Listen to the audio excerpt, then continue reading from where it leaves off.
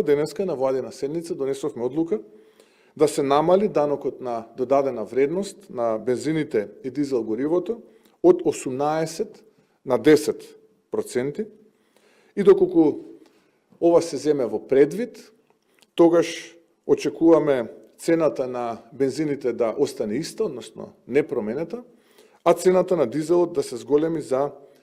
околу 3 до 3,5 денари по литар. Имајќи предвид дека веќе разговаравме со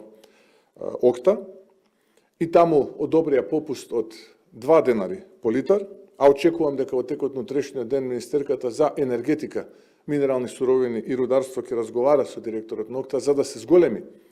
овој попуст, односно рабат, кој што тие го даваат на трговците, кои што нормално се нивни комитенти, односно нивни корисници, тогаш очекувам да во суштина имаме и пониска цена од оваа максималната која што ја определува регулаторната комисија за енергетика, која што би била за до 3 денари пониска во делот на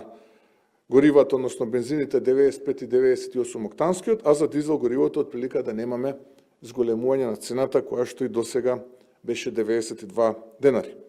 Со ова можам да кажам дека на граѓаните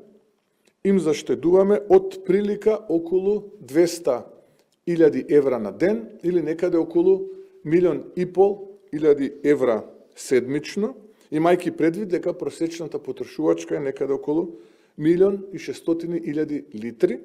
од кои што 1.200.000 литри се дизел гориво, од прилика 75%,